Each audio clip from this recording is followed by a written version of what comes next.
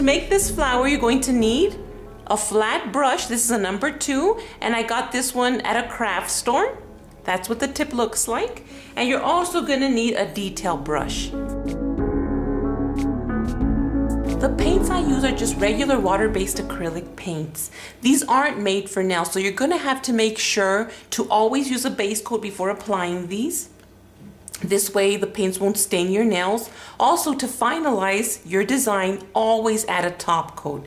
This way your design won't erase once you begin washing your hands and doing things around the house. But these aren't made for nails, keep that in mind. So it's very important to use your base coat and your top coats. I like using a little porcelain plate, if you can see there. It's just has that glossy finish. I like using these because it has the same, it has the same texture as a top coat, as a gloss top coat. So it just helps me blend in my colors really nicely. So this is what I use to blend in my colors. It's just up to you to decide what you're gonna wanna use. You're also gonna need a glass of water so you can clean out your brush several times during the design, and also a towel. I'm gonna recommend that you begin by practicing on a piece of paper. But because when you practice on a piece of paper, the space is so much larger, then you're gonna have to bring your technique to a smaller scale. So artificial nails, something like this, you can even make these yourself. Just get a little wooden stick and place your glue on your artificial nail, or a practice finger. You could see there, these have the little empty slot. You get the artificial nail, you mold it into place, and you just place it back in there. So it's just up to you to decide whatever feels the most comfortable to you. We're going to begin by doing a couple of exercises. I'm going to begin by loading my brush half in white and half in the purple. And I'm just going to blend these two colors together. I just want to make sure that my brush becomes fully loaded. This really does help a lot. So I'm just doing that. I'm going to do the same thing again. Remember where you applied the white, and now where we applied the purple. I'm going to go in and do the same thing. I'm causing pressure to my brush and just laying it flat.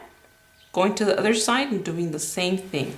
I'm going to begin by just going side to side. So I'm going to start here. Let me see. Right here.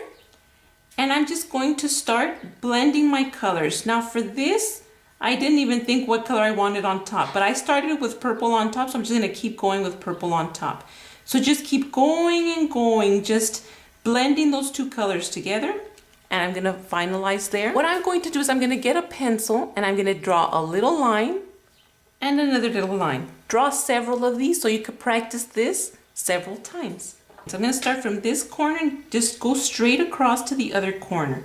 So just practice this several times. If it doesn't come out very nice, don't give up. Continue to try. Just very carefully, side to side.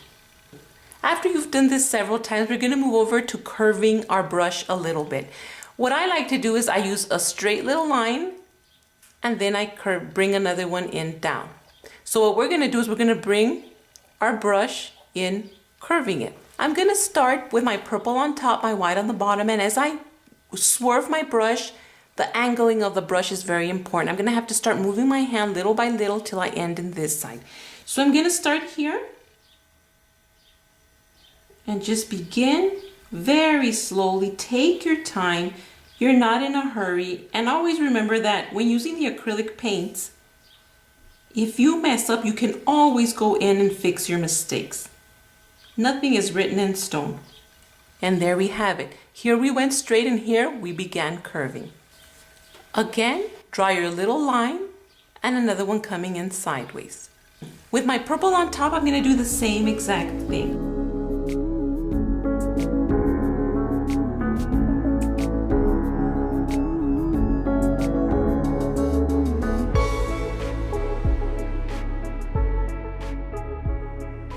Once you've practiced this several times, it's time to move into the center of the rose.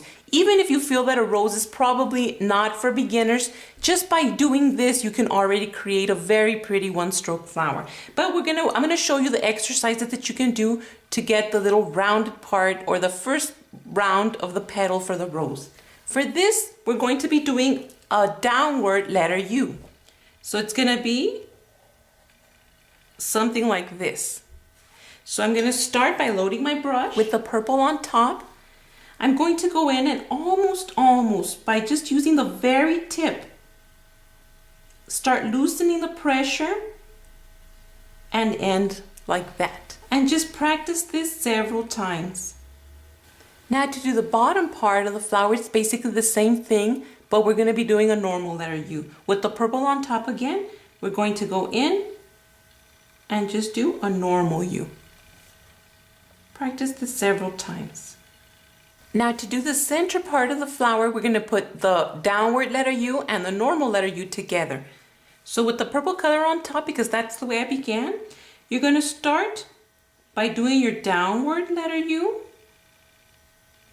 and then the normal letter U. Now I'm going to show you how I made this nail art design.